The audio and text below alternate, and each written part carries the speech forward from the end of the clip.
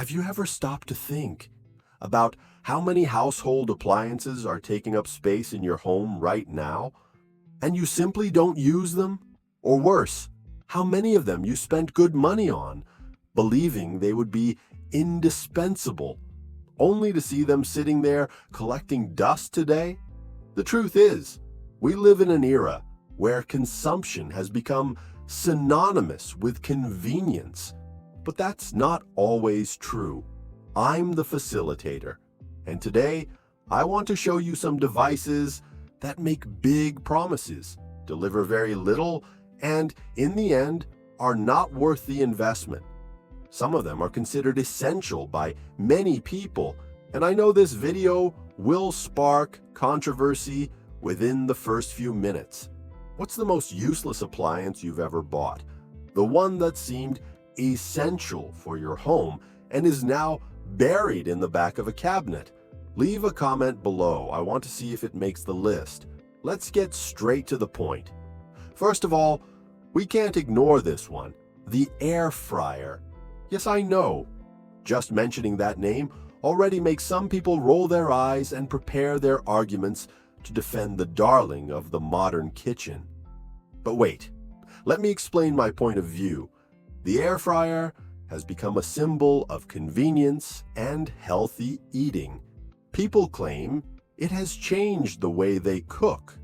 But if we stop and think rationally, what does it actually do that a good electric oven or a small conventional oven can't? It heats air and cooks food quickly, right? But many foods prepared in it turn out dry or with a questionable texture, especially when you go beyond the usual frozen fries and chicken nuggets. On top of that, it takes up a considerable amount of counter space, consumes a lot of energy, and in practice, most people use it intensively for 2 or 3 weeks and then abandon it. The question is, do you really need a dedicated device just for this when you already have other appliances in your kitchen that serve the same purpose? Now, let's move on to the second item on our list, the dishwasher. In many countries, it's practically mandatory in any modern kitchen. It promises convenience, time savings, and even water efficiency. And yes, for large families that generate lots of dirty dishes, it can be useful.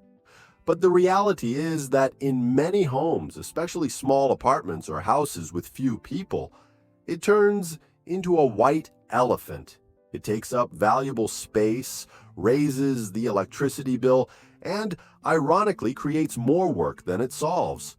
After all, you still need to pre-rinse the dishes before putting them in, organize each item properly, wait for the cycle to finish, and then put everything away. Not to mention the maintenance and special products you have to buy. In the end, the time you save is easily canceled out by all these extra steps. And here's a question. Do you really need a huge and expensive appliance just to avoid washing a handful of dishes a day? The third item on the list is one that almost everyone has bought or considered buying: the sandwich maker or electric grill. It seems like the perfect solution for quick, healthy snacks. Who hasn't imagined making a hot sandwich in minutes? The problem is that in practice, the sandwich maker does exactly what a regular frying pan does, but with less versatility. It's useful for just one type of preparation, takes up space, and is often hard to clean. The initial excitement wears off quickly, and it ends up forgotten in the back of a cupboard. And let's be honest, do you really need a dedicated appliance for something that a regular frying pan can do in 2 minutes? I threw mine away. Continuing our list, the fourth item is the capsule coffee machine. This is another modern favorite, loved for its convenience. Pop in a capsule, press a button, and voila, coffee on demand. Sounds perfect, right? But the problems start when we look closer. First, the cost per cup is absurdly higher than traditional coffee, and over time that hits your wallet. Second, the capsules generate unnecessary plastic waste and are not always recyclable. Third, the machine requires constant maintenance and frequent cleaning, something many people ignore, which can even pose health risks if not done properly. And lastly, the quality of the coffee isn't that impressive. A simple coffee maker with ground coffee can deliver much better flavor, cost less, and have a smaller environmental impact. Is it really worth trading all that for a shiny button and a metal capsule? In fifth place, we have the giant stand mixer. It has become a symbol of a professional kitchen at home. People buy it believing they'll bake bread, cakes, and sophisticated doughs, but in reality, most use it once or twice a year, usually on special occasions. The rest of the time, it takes up massive space on a counter or in a cupboard. It's also heavy, hard to clean, and expensive. The point is simple. Most homemade recipes can be made perfectly well with a basic hand mixer or even by hand.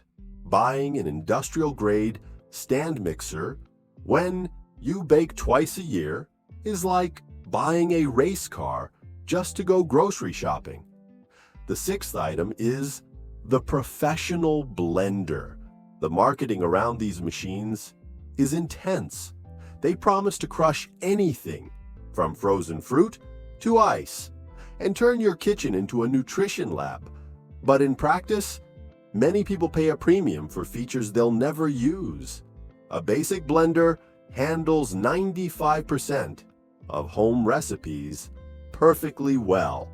The super powerful models only make sense for people who truly use them intensively, like preparing shakes every day or working in professional gastronomy.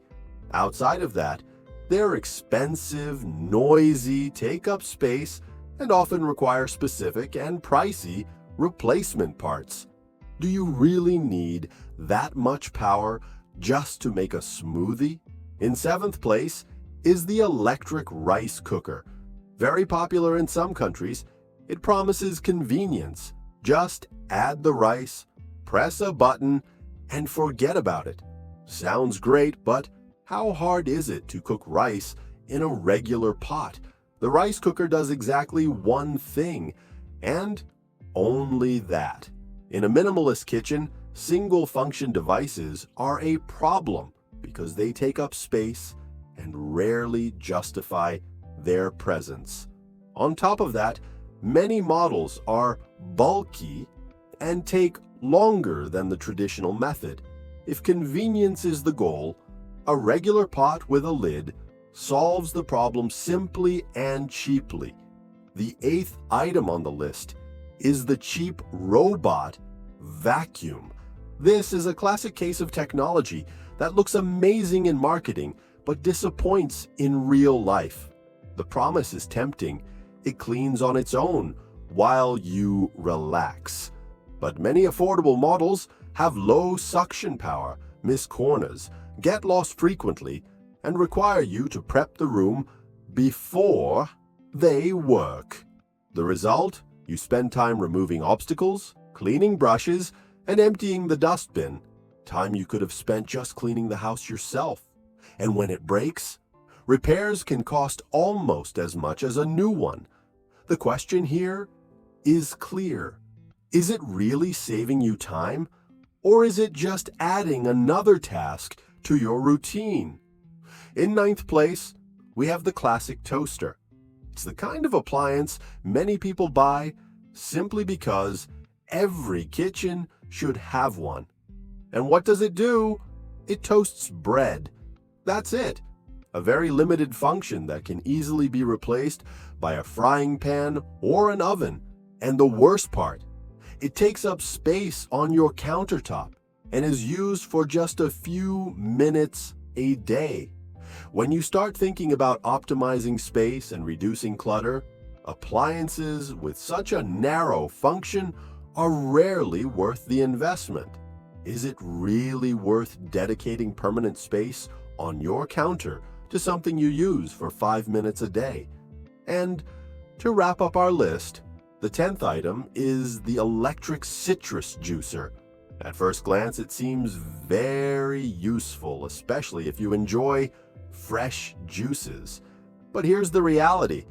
It takes up space, is annoying to clean, and rarely delivers results that are much better than a simple manual juicer.